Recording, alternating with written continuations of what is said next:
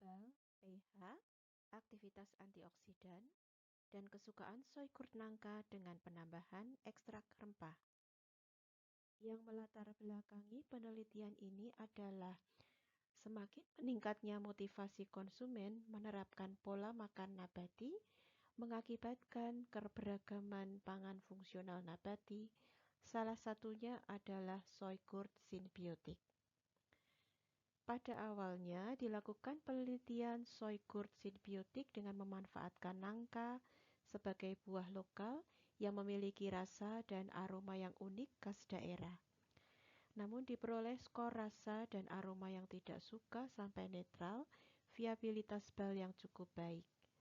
Sehingga diperlukan upaya untuk memperbaiki sensori soy kurt dengan penambahan rempah agar meningkatkan sifat fungsional tanpa mengurangi viabilitas probiotik.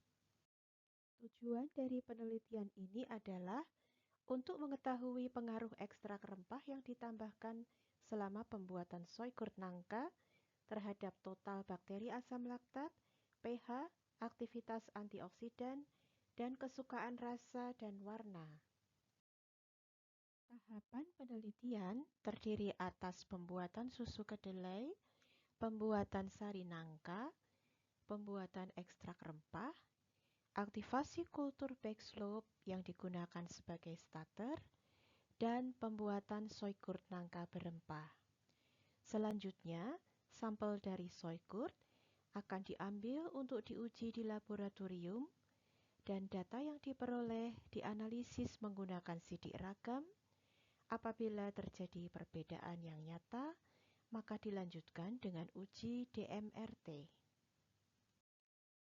Kultur backslope yang digunakan sebagai starter mengandung kultur bakteri asam laktat Lactobacillus bulgaricus, Streptococcus thermophilus, kemudian probiotik Lactobacillus acidophilus, dan Bifidobacterium bifidum. Kultur starter dimasukkan sejumlah 5% ke dalam larutan sari kedelai dan sari nangka yang telah dipasteurisasi sebelumnya. Perlakuan yang digunakan adalah ekstrak rempah, yaitu 0%, 5%, 10%, 15%, dan 20%. Fermentasi dilakukan pada suhu 37 derajat Celcius selama 24 jam. Data hasil penelitian dianalisis dan hasilnya adalah sebagai berikut.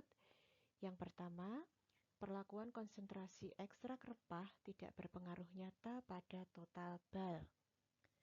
Hal ini diduga senyawa bioaktif yang terdapat pada rempah dapat berperan sebagai antibakteri yang merupakan salah satu faktor menghambat pertumbuhan bakteri asam laktat. Hal ini sesuai dengan Malomo dan Abiose tahun 2020 ketika menambahkan ekstrak jahe akan menurunkan bakteri asam laktat pada yogurt kedelai.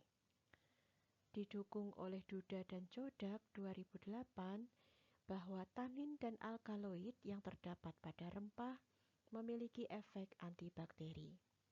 Selanjutnya dijelaskan oleh Pericon tahun 2015 bahwa kandungan fenol dapat merusak ultrastruktur dinding sel dan membran sitoplasma dengan mempengaruhi komposisi asam lemak pembentuknya.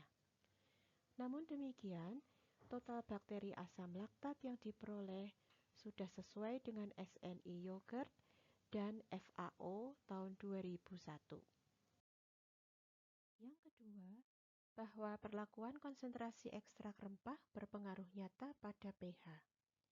Hasil penelitian ini menunjukkan adanya penurunan pH dari 3,8 hingga 3,71. Penurunan pH merupakan akibat dari akumulasi total asam, di mana total asam dapat berasal dari campuran ekstrak rempah dan metabolit bakteri asam laktat selama fermentasi. Beberapa referensi pH soy kurt turut mendukung, yaitu dari Yang dan Lee, dari Lim, kemudian dari Adriani tahun 2010, yang menyatakan bahwa pH yang baik bagi soy curd antara 3,8 hingga 4,6. Kemudian Lim tahun 2013 menyatakan bahwa pH yogurt komersial berkisar antara 3,7 hingga 4,3. Yang ketiga adalah perlakuan konsentrasi ekstrak rempah berpengaruh nyata pada aktivitas antioksidan.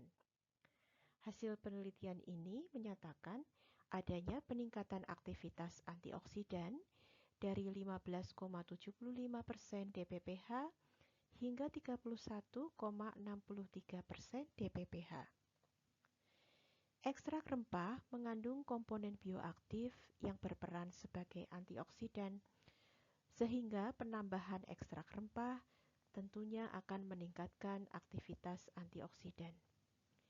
Di samping itu, peningkatan aktivitasnya merupakan peran dari bakteri asam laktat yang mengkonversi senyawa fenolik glukosida flavonoid dalam kedelai selama fermentasi melalui peran enzim beta-glukosidase dari bakteri tersebut.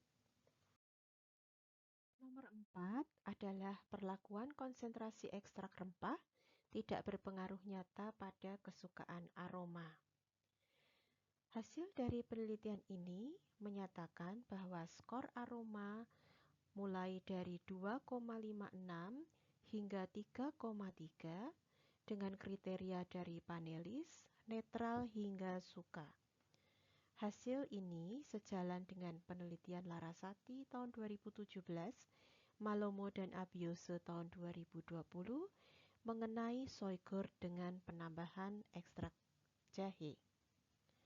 Dan hasil penelitian ini pula menghasilkan skor kesukaan aroma yang lebih baik dibandingkan penelitian sebelumnya, yaitu pembuatan soy curd nangka tanpa rempah. Selanjutnya, perlakuan konsentrasi ekstrak rempah berpengaruh nyata pada kesukaan rasa. Hasil dari penelitian ini adalah skor kesukaan rasa dari 2,36 hingga 3,33 dengan kriteria panelis, netral hingga suka. Peningkatan konsentrasi ekstrak rempah hingga 15% dapat meningkatkan kesukaan panelis secara signifikan. Hal ini disebabkan campuran ekstrak rempah dapat menimbulkan rasa khas rempah, manis dan sedikit pedas karena mengandung jahe. Sedangkan penurunan kesukaan rasa diperoleh pada konsentrasi rempah yang lebih tinggi, yaitu 20%. Diduga pada konsentrasi ini, rasa pahit dan rasa pedas mulai tidak disukai oleh konsumen. Kriteria panelis untuk kesukaan rasa, yaitu netral sampai suka, menunjukkan bahwa rasa yang ditimbulkan dari campuran ekstrak rempah tersebut cukup baik dalam mengimbangi rasa asam hasil metabolit bakteri asam laktat. Campuran ekstrak rempah cengkeh, kayu manis dan jahe lebih baik digunakan daripada satu jenis rempah saja agar tidak ditimbulkan rasa khas masing-masing rempah yang berlebihan seperti pahit saja, pedas saja, atau manis saja. Kesimpulan penelitian ini sebagai berikut. Yang pertama, penambahan campuran ekstrak rempah cengkeh, jahe, dan kayu manis tidak mengakibatkan perubahan pada total bakteri asam laktat dan kesukaan rasa, namun mengakibatkan penurunan pH, peningkatan aktivitas antioksidan, dan kesukaan aroma. Yang kedua, diperoleh total bakteri asam laktat berkisar antara 8,24 hingga 8,45 log koloni forming unit per mililiter, pH 3,71 hingga 3,80, aktivitas antioksidan 15,75 hingga 31,63% dppH, skor kesukaan aroma 2,56 hingga 3,30, dan skor kesukaan rasa 2,36 hingga 3,33. Demikian paparan hasil penelitian dari tim kami, dan terima kasih.